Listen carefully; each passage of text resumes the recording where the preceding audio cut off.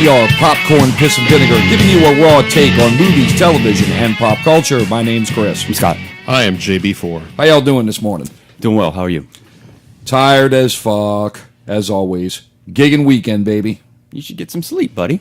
I'm going to get some sleep right after this shit. And then probably as soon as you start talking. Right when I... Look, as soon as I have... Fuck off. As soon as I... Zing zang.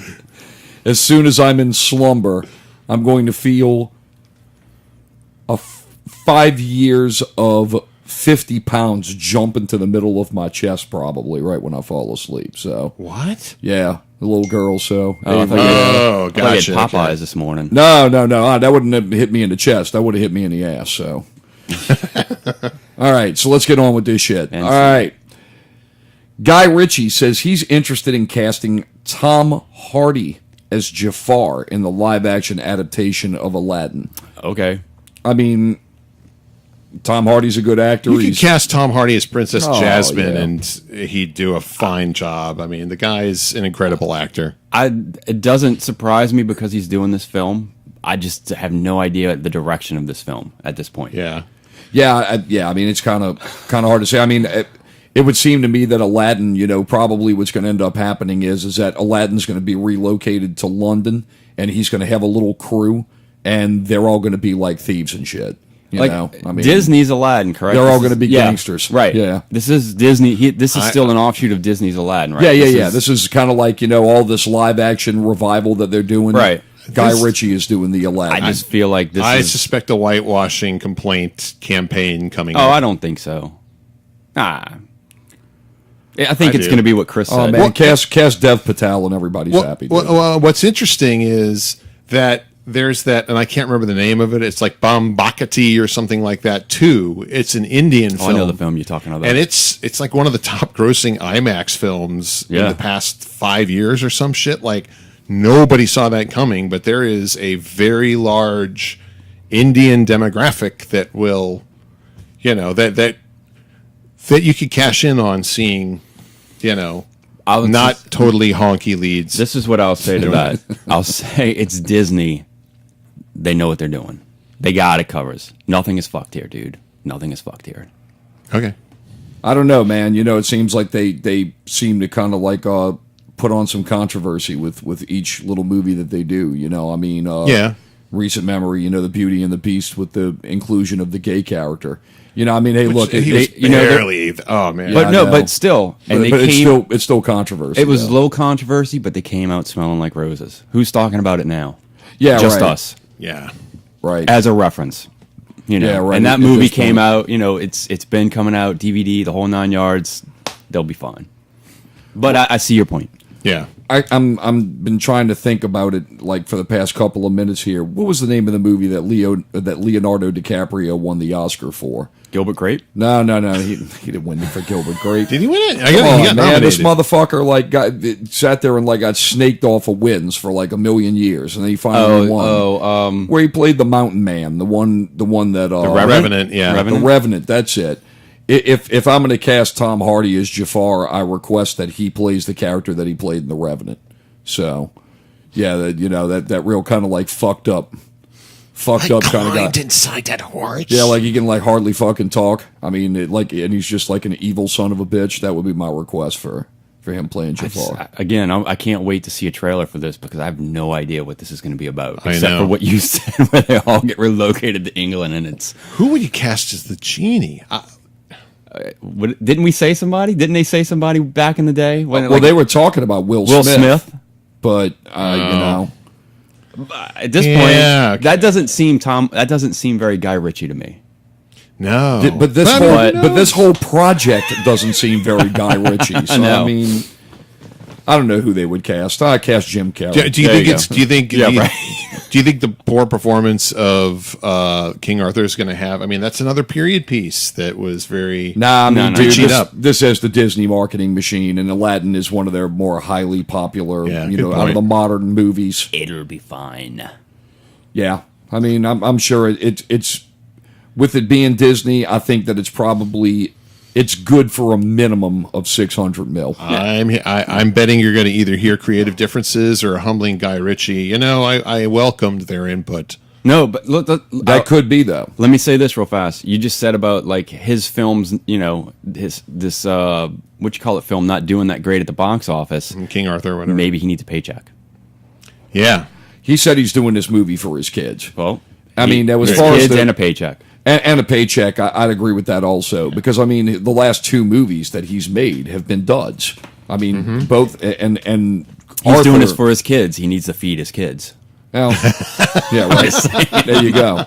But Arthur was a bigger dud than the Man from U.N.C.L.E., if I'm not mistaken. That's right. And that was such a Yep. good And what's film. really sad is, man, both of them are great. They're Yeah. great movies. But I listened to Guy Ritchie. He did a interview on Joe Rogan, and he was talking about the Arthur thing and all that. And he says, man, the problem with it is now is the way these movies are marketed. There's so many large franchises that have these built-in marketing campaigns. And I'm releasing a week after Guardians of the Galaxy, so it's like I'm automatically fucked. Yeah, know? that's a good point. I mean, that's what it is. He said, now things are like you have, 3 or 4 different franchises that have a fan base you can immediately market to, and basically you're just trying to kind of find your way through the static. It's almost like you need to put that film before any other tentpole big franchise film. Like if you would have released it before Guardians, maybe if The Mummy would have came out before Wonder Woman. It's possible, but I also think what's interesting in all this is that home video is still proving to be a place where a lot of franchises can find second wins, because John Wick's theatrical release apparently wasn't that big a deal. But as soon as it got on home video and everyone started seeing that shit, they're like, oh. And John Wick 2 did a hell of a lot better. So that's, I think, one of the important takeaways is that there's a lot changing, but there's a lot of overall broad strokes that still seem to be the same in terms of when we were kids. Well, I'm glad that you bring up John Wick, because I had read a couple of days ago, they said that Lionsgate's actually talking about development for a John Wick-based television series. Now, where this would show, the name of the show would be Continental, and Continental is reference to the hotel chain that's in the movie, and there's kind of like this, if you haven't seen John Wick, without spoiling too much, he's part of like this kind of like Assassin's Guild that's like this kind of like a subculture that exists within these hotels, and the hotel kind of like serves as like a base of operations / gentleman's social club A safe for house. all these different assassins. Picture, I mean, really what it is, they don't say this in the film, but the best like elevator pitch is just picture the Illuminati's dirty work henchmen, a network of highly trained assassins that are commissioned by the most elite in society that play dirty pool. That's pretty much what it's like. And I also read an interesting like 4chan theory that Johnny Utah from Point Break, that John Wick is actually Johnny Utah, that just after the Point Break story, he ended up joining the special services, and now he's John Wick, which is pretty fucking cool. That is pretty funny. Well, I mean, honestly, look, there's so much. It's like to use John's term here. Trying to find good TV. There's such a wide bandwidth of good television now. Yeah, right. The thing with it is, it's like you almost have to be on top of your shit to really kind of like get noticed. Out in the world now of all, it's like we have this just explosion of companies that are trying to kind of create this kind of multimedia franchise, whether it's computer games, comic books, television shows, movies. Marvel and Star Wars are the most obvious examples, but everybody's trying to capitalize on that now. I mean, if it's good, fuck, I'll give it a whirl. Absolutely, I'll check it out. And I'm there with you, and it could be very cool. Like I hear that pitch, and I'm not like, enough with the franchises. I'm like, I'm It'd in. be kind That of sounds like cool. if you think about that show, if they do it in the terms of use all the secondary characters from John Wick, like the hotel manager and some of those guys, you can focus on those guys and actually make the assassins a third player, like a secondary character, so that the show is not about the assassins from John Wick. It's about the people who run the Continental. And their backstories and how they became such badass Well, people. I'm sure that's going to play into it as well. But, they're talking about that. It's going to almost kind of be like an anthology series. I don't think it's really a main character per se. There's going to be several main characters, and it's going to show you That's what I'm saying. different assassin characters throughout the entire, but assassins themselves. And they say Keanu Reeves is amenable to appearing in it. I as the rumor spreads, someone asked Keanu Why Reeves not? about it, and he's like, "Yeah, If that's his character right now, why not? It's like Yeah. it's like Even if he's just Ryan passing in the Reynolds. hall, you know? If it's like Ryan Reynolds, if you're gonna own it, own it. yeah."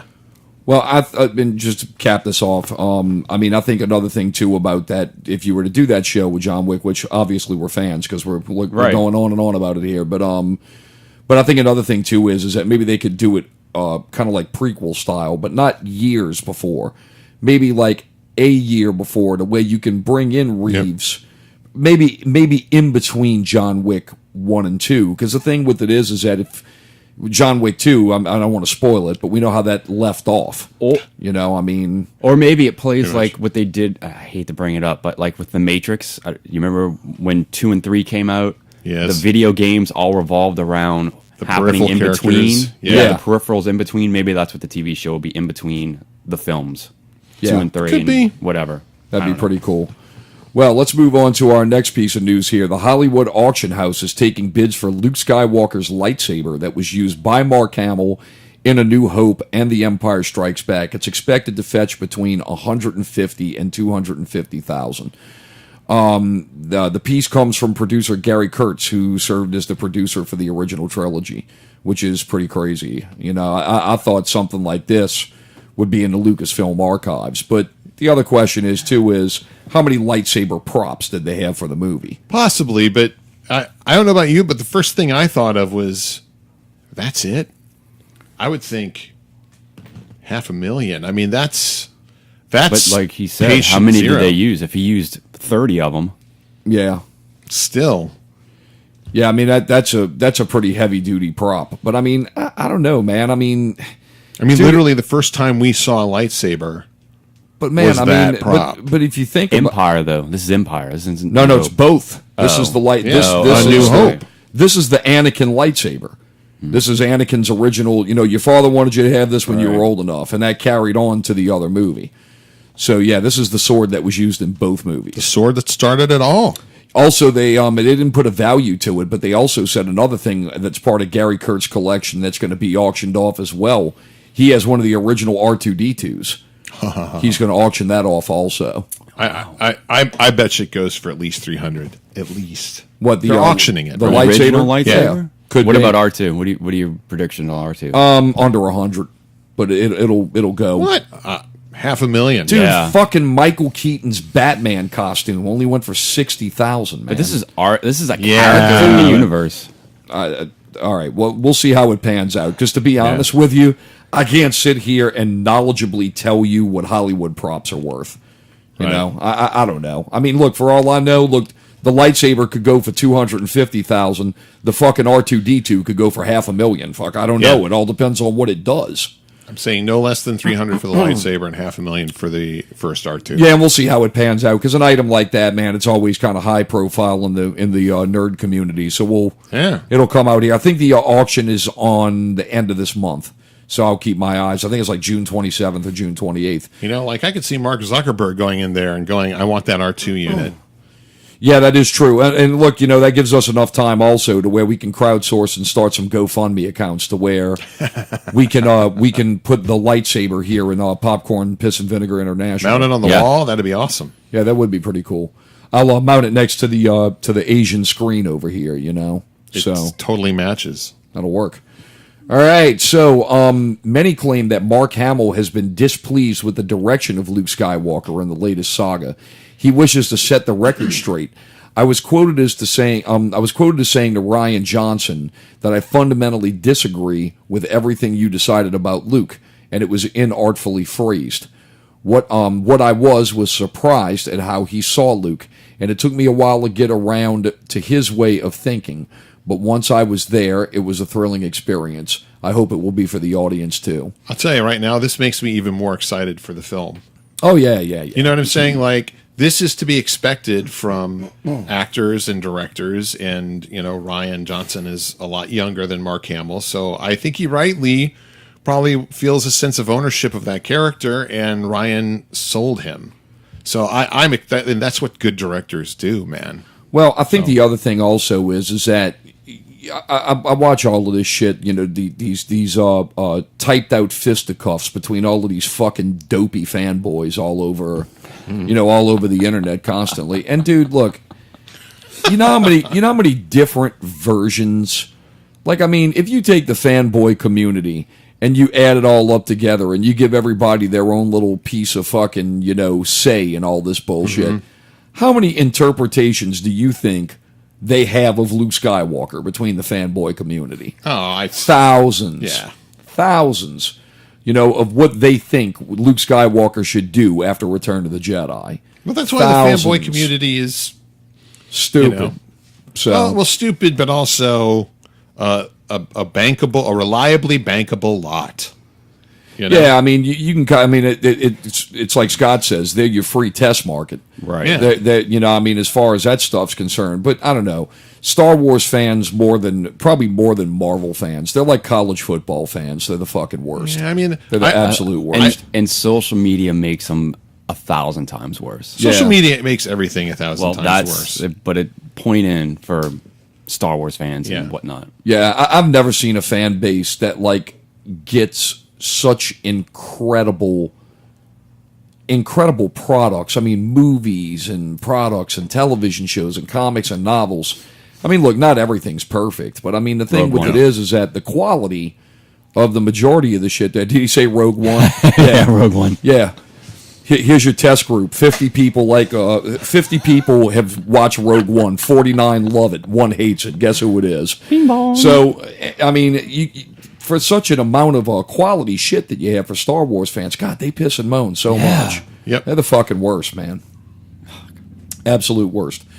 All right, so Star Trek Discovery producer Alex Kurtzman says the reason why the show has been delayed is because they've expanded the scope of their vision and they want the show to be the best it possibly can be. Translation, they're going back to the drawing board so that it doesn't suck. Yep. Yeah, that's... We'll never see this my read show. on it. I think we'll see it, but I think it's going to crash and burn. I don't think it'll crash. I don't think it'll crash and burn. I think they probably made a version that was bland and not good, and they're revisiting it. And the other part about this is this is also not a TV show. This is a show you have to pay $5.99 to see on the CBS app. Exactly.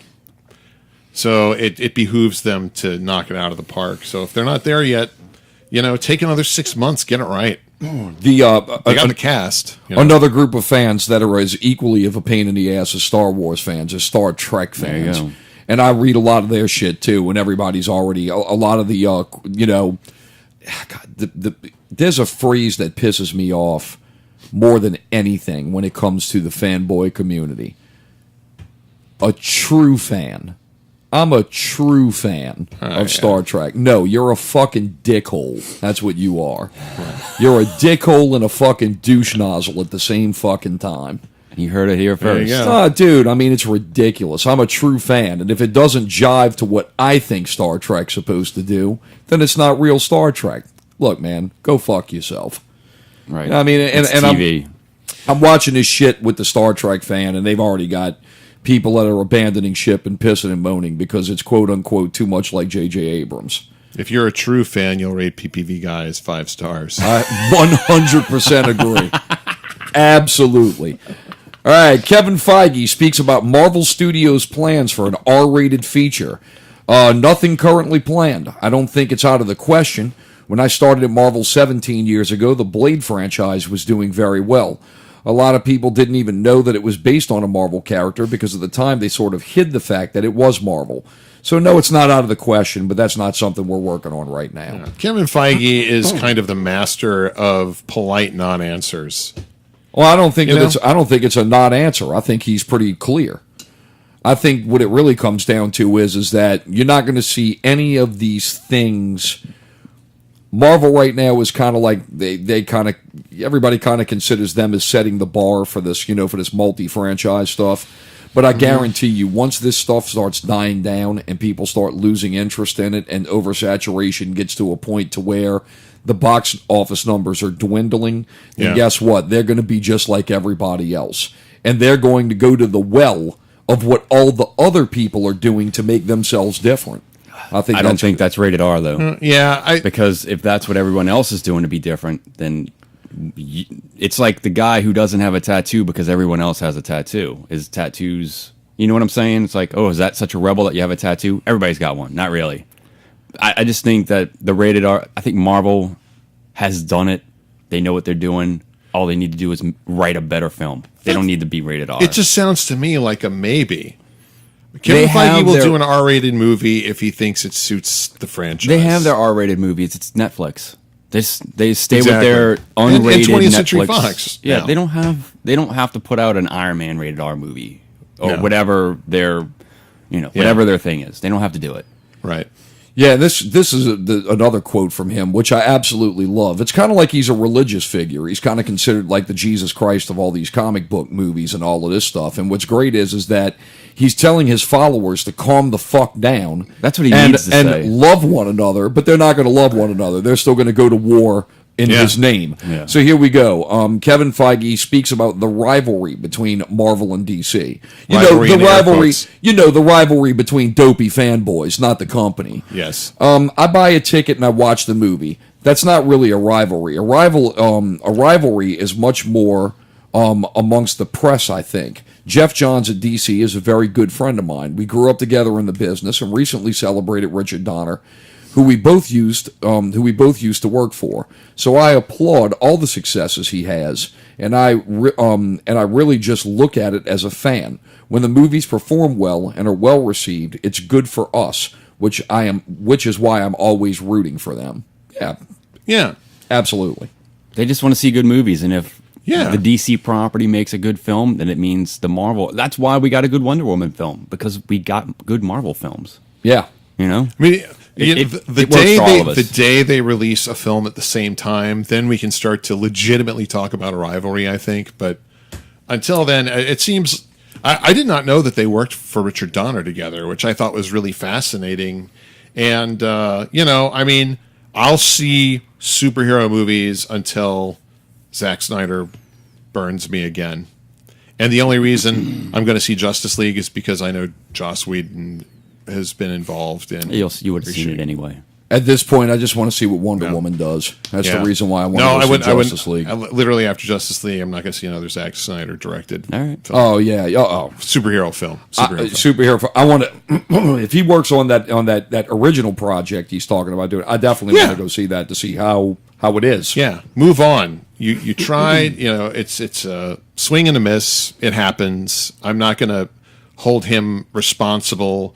I'm not going to hold his whole career responsible, but I'm definitely out for any more Zack Snyder tip-to-tail directed superhero films. Right. Done. Right. So Danny Elfman has been named as the composer for Justice League. It was thought that Junkie XL would be the heir to the franchise after his collaborator Hans Zimmer announced he would no longer score superhero movies after Dawn of Justice. Junkie XL released a statement about the Elfman announcement. As my mentor Hans Zimmer told me, you haven't made it in Hollywood as a composer until you get replaced on a project. So I guess I finally graduated this week. It pains me to leave the project, but a big thanks to Zach for asking me to be part of his vision, and I wish Danny, Joss, and Warner Brothers all the best with Justice League. Class act, man. Yep. I mean, what else can you do? I love Junkie XL. Yeah. I mean, dude, he gave life to the Doof Warrior. I'll forever be indebted to him. And he actually... That dude's got a job for life. Yeah, he did a fantastic remix of Elvis, for God's sake. Who would have thought? That's it. But I'm excited about Elfman. Oh yeah, man. He's fucking great, man. And he's an old pro, and he did the Burton Batman, so it's going to be interesting to see what his reinvention's going to be. Yeah, I mean, it's pretty cool to see two composers... I mean, in Hans Zimmer and Danny Elfman, both that had previously written Batman themes. Yeah. And now have to, Hans Zimmer had to recreate a Batman theme for Ben Affleck's Batman because he scored the Bale franchise. And now Danny Elfman, who did Tim Burton, now he's going to have to come and create a new theme. So, a new theme for or just deal with Batman again. That's a different incarnation that he dealt with. So, that's pretty cool shit. Yeah. All right, before Guardians of the Galaxy, James Gunn wrote the live-action version of Scooby-Doo, which originally carried an R rating. In a recent interview, he said, "I had written an edgier film geared toward older kids and adults, and the studio ended up pushing it into a clean-cut children's film." And yes, the rumors are true. The first cut was rated R by the MPAA, and the female star's cleavage was CGI'd away so as to not offend. But such is life. I had a lot of fun making the movie regardless of that, and I was also able to eat, buy a car, and a house because of it. Yeah. So I love that movie. Another one for the kids. That film is, it crosses the line. There are some adult jokes in there. I just thought it was a good film. Yeah. Yeah, I never saw it, so, but I mean... The first one's good. Second one is a little more nostalgia, a little more kid, but they were good. After that, whatever. Yeah, my favorite Scooby-Doo throwback is in Jay and Silent Bob Strike Back. Oh, yeah. Those Yeah, are funny too. when Jay and Bob get in the mystery machine and they're all smoking weed, So, fantastic. You are listening to Popcorn, Piss, and Vinegar. Television, Movies. Pop culture. keep up with the latest news from Luke Skywalker all the way to Batman. From Netflix to the CW. And all the news in between. Please subscribe and rate us on iTunes. Or stream our episodes from ppvguys.com. You can also find us on Facebook and Twitter at PPV Guys. Check out our friends Not Real Radio at notrealradio.com for our segment Not Real Movie News. Should you listen to more? Yes. Will you agree? Maybe. Jury's out. Indeed. Thank you for listening. And action.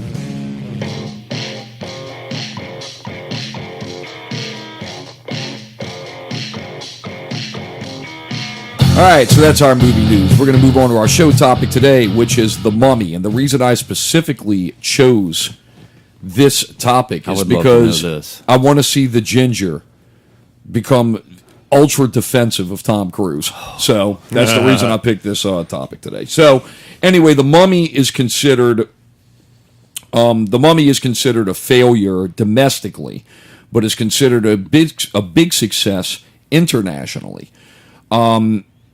If you add up the box office total of what came from the international markets, this has been Tom Cruise's biggest opening in his career.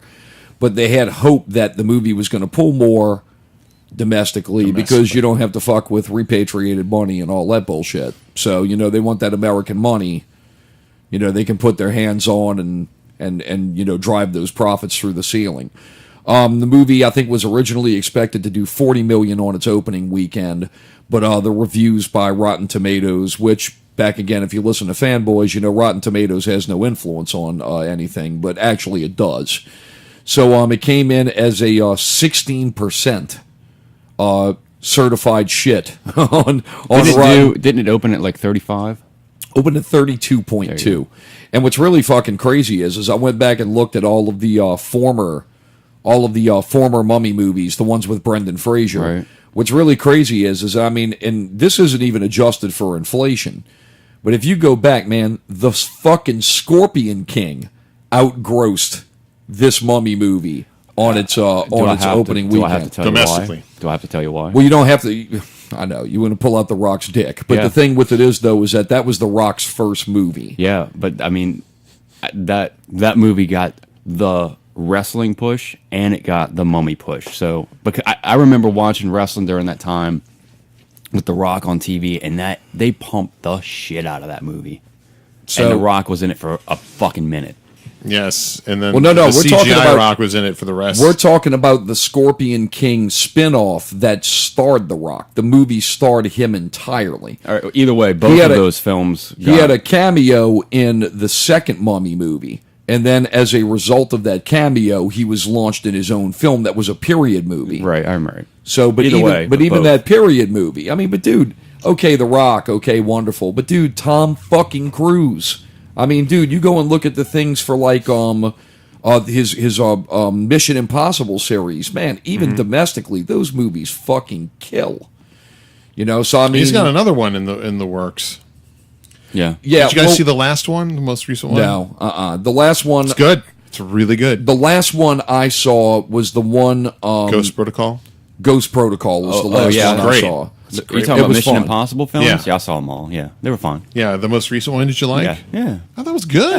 Yeah. I haven't seen Rogue Nation yet. The one I saw was Ghost Protocol. That was worth seeing. That was the cool one where they had the video screen where they were doing the hallway. Him and Yes. Simon Pegg. Yeah. Yeah, that was fucking cool. I like that. That was Yeah, neat. Brad Bird directed that, and you could feel his energy in it. It's a much more playful, high energy, whereas Rogue Nation's a little darker. But Well, I think it's kind of supposed to be, huh? Yeah. Because like he's like everybody's trying to basically the hunt his run. ass down, Right. right? yeah. Well, I still have not seen the Tom Cruise Mummy.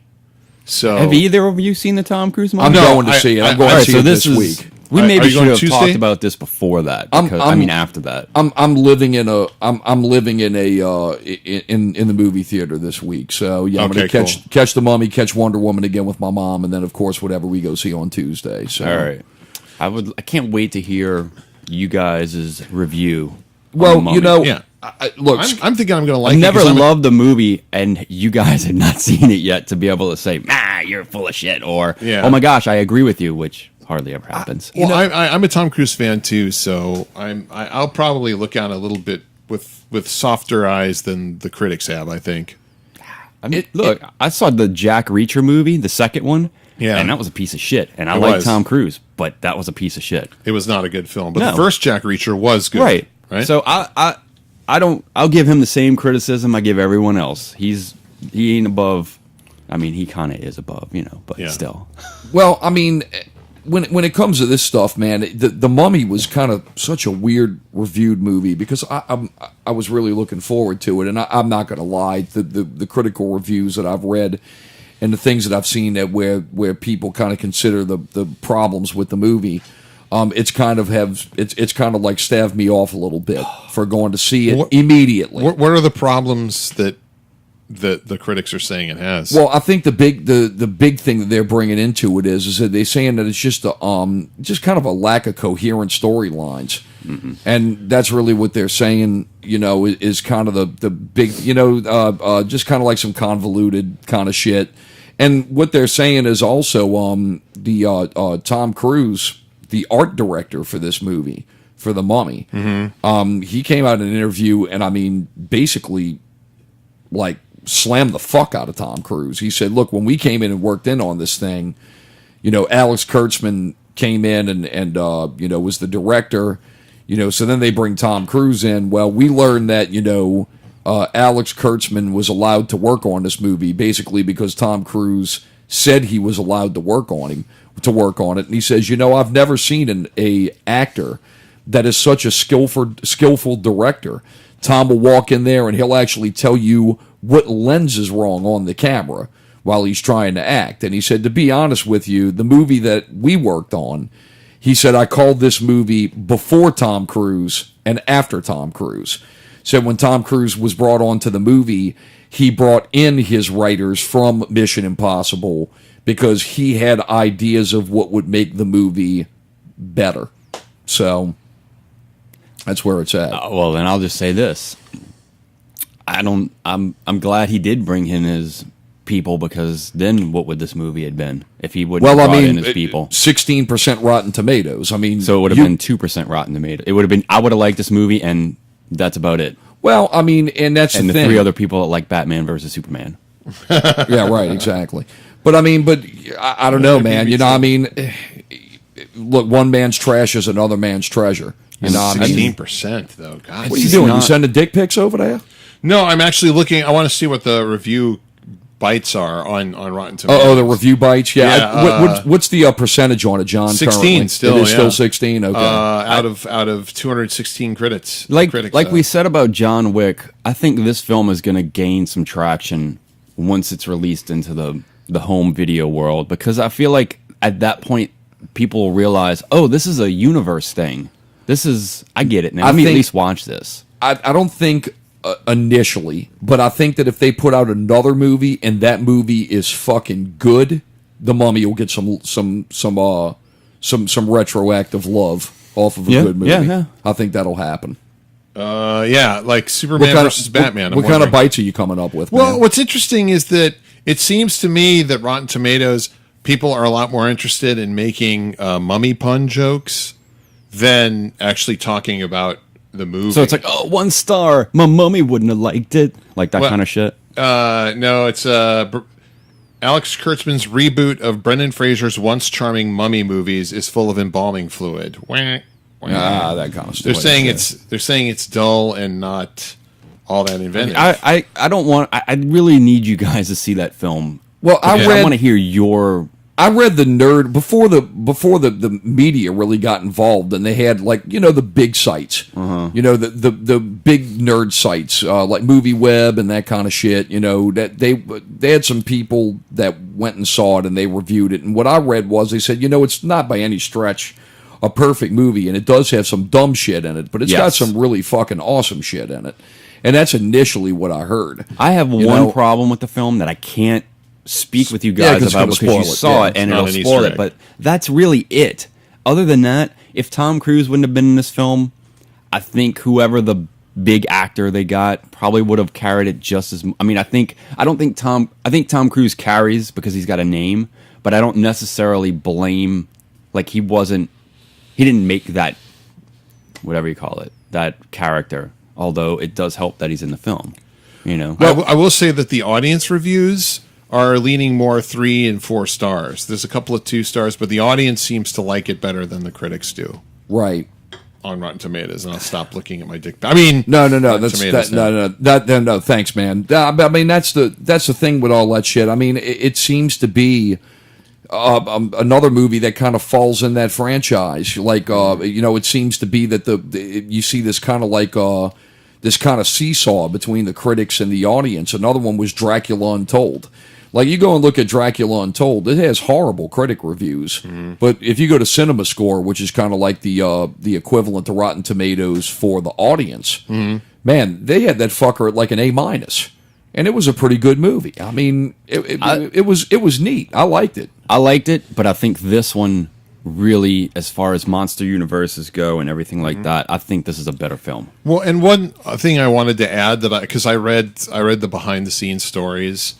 And there was Alex Kurtzman hasn't really directed a film of this enormity before, and what it sounded like Tom Cruise did was step up and make it Hollywood. Not so much that. It's just like Alex Kurtzman sounded like he was a deer in the headlights a lot, trying to figure shit out.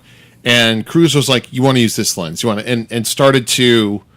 I mean, movies of this enormity and that budget are on a fucking schedule, and maybe that's why they brought him in. Yeah, I mean, so I'm not saying that Tom Cruise's ego didn't play a part of it, but I also have heard the guy's the nicest fucking dude on the set you'll ever meet, and I think he probably just went alpha because Alex Kurtzman was in over his head. And I think that's a possibility. Definitely. And I mean, it could be that, man. I mean, look, unless you're there and experiencing every facet of this shit. Yeah. I mean, you really have no idea what's really the truth. But I mean, it's a thing. I'm at least happy to see that they're going to kind of push forward and keep it going instead of just putting out of its misery. Now, they need to. Yeah, just like DC. Just keep going. Yeah, I mean, look, they did it with Wonder Woman, and hopefully that gives them some direction. And hopefully this guy James Wan, who's a fucking great filmmaker, hopefully this Aquaman movie will be in quality to the Wonder Woman movie. I don't have much hope for Justice League, but I'm curious to see how that shit's going to go. Just the last thing to kind of cap it off. I mean, there's been a lot of argument where and I'll own it. A lot of people sat there and said that this Tom Cruise movie sucks because it pays no attention to the why reboot the Brendan Fraser movies and all that shit. Well, I sat there and I looked at it. I'm like, well, dude, this is a reboot of the fucking Karloff. Well, Alex Kurtzman came out and said, no, the Brendan Fraser movies are actually canon. He said the reason I didn't put Brendan Fraser in the movie is because the time period that his movies take place, the character is likely dead. Yeah. He died of old age. I mean, those movies take place in the 40s. Right. So... Interesting. He said he's either dead or he's just so old, I can't put it. But he said, I personally reference things from Fraser's movies in my movie to show that there's continuity between all those films. Did you catch any of that? The book. That's about all I caught. Okay. If you go online, man, there's a like everything. You didn't. I keep thinking you guys saw it. Yeah, the book of whatever the original Mummy guy. And Yeah. He has like a book. Well, it's in this film. Quick, but it's in there. Yeah. Cool. Okay. That's about it. I didn't catch all the other Are stuff. the scarabs in it? I thought that this was more. I thought those were Easter eggs instead of actually making it canon. I didn't realize he went on record to say that this was tomato. There's a difference between saying that the film is canon and then putting references in the film that just kind of give nudges to like, I like that other film, so I'm gonna put some things in there. Yeah. I thought it was an after the fact thing. Like it could be canon. Like we could always go back and re-explore that other Mummy, but I didn't think he did that on purpose to make it canon. No, that's what he did. He said, "I'll put those things in there to reference that those Brendan Fraser movies actually count as part of that count was part of it." And no, I think it's cool, man. Yeah, hey, it's that's a funner, good. happier time. Well, hopefully Brendan reads that, and he'll become happier. So Yeah. that's all that shit. Yeah. All right, boys. Anything to add? No, I got nothing. I got nothing. That's our show today. Hey, look, 5-Star General says visit us at ppvguys.com. Check out our previous episodes. Join us on Instagram at ppvguys.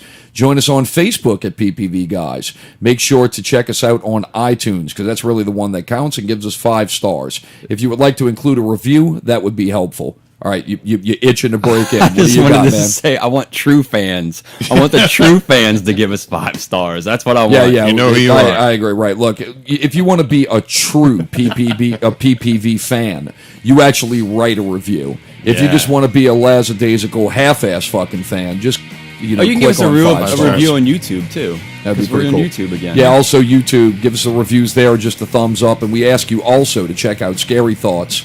And to check out Not Real Radio. Good stuff. And do the same for them. Thank you. And scene.